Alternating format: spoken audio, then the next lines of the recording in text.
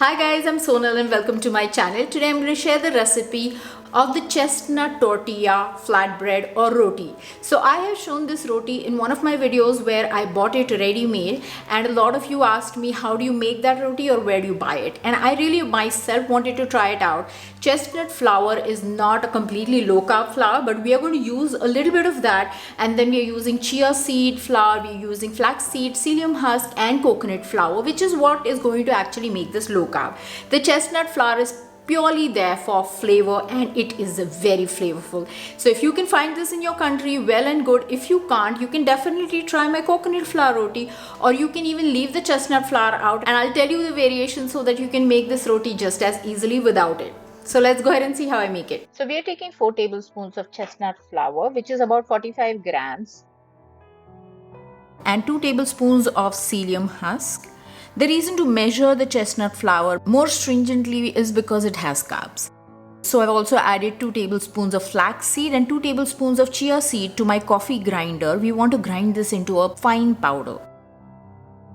Now that is done, and I'm adding all of this mixture back in. Now this is 1/4 teaspoon of salt and 1 tablespoon of olive oil. You can increase the quantity of olive oil if you want, because olive oil is great for you and you can eat as much as you love. I'm also adding 1 cup of hot water. I have microwaved it and I'm going to add a little at a time, trying to break the clumps, because you will see that the psyllium husk, the flax seed and the chia seeds have a tendency to clump up, and that's the reason we are putting them in, because they hold the dough together. The gluten-free doughs cannot hold themselves together. So once that is done, we are going to cover this and let it expand to its maximum capacity. I'm using a stand mixer to break all of the lumps and sort of make it homogenized. You can use a food processor or hand mixer, anything that you like, or even do this by hand. Now I'm going to add coconut flour. So I've added about 4 tablespoons. You want to do this till the point that the dough is not sticky or it's something that you can handle.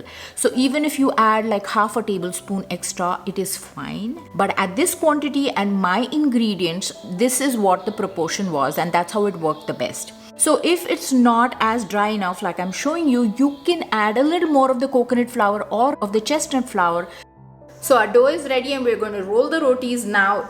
This is going to be slightly the tricky part, so you will have to get used to it. A couple of rotis in the beginning can just break, tear, and at a point you'll know how thick you want to roll them, and that's where you will be on a roll. Such bread recipes, dessert recipes, and all kinds of recipes in detail are going to be on one of my courses.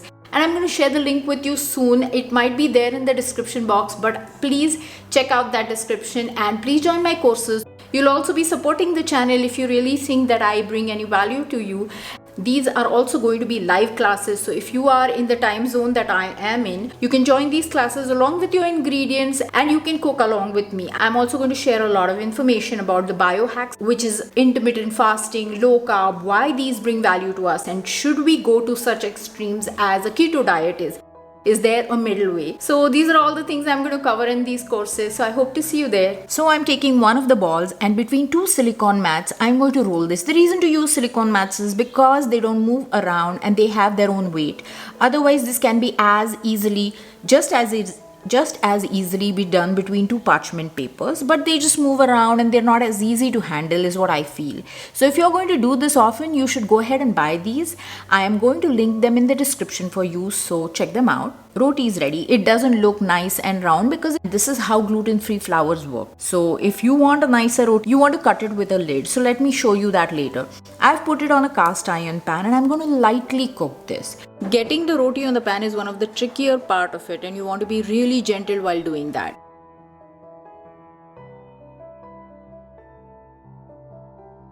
So this is another one which I cut with the lid and it looks nice and round, and I have stored it aside for now in the refrigerator, and once I need to eat it, that's when I'm going to cook it like really well.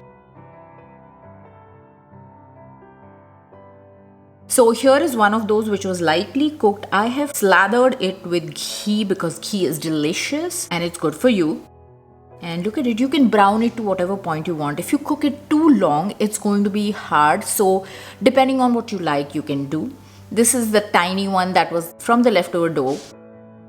So I hope you like the texture of the roti, you feel this is going to be delicious and you want to try it out. My family, I wouldn't say loved it, but they did not complain because my husband eats keto rotis, but my kids refuse to eat it. But this is one roti which they ate. I stuffed it with sausages for them once, then I stuffed it with eggs. You can do all kinds of things. So try it out and let me know, and also let me know if your family liked it. So if you've liked this video, please click the like button, subscribe to my channel if you haven't already, and click the notification bell to be notified every time that I add a new recipe.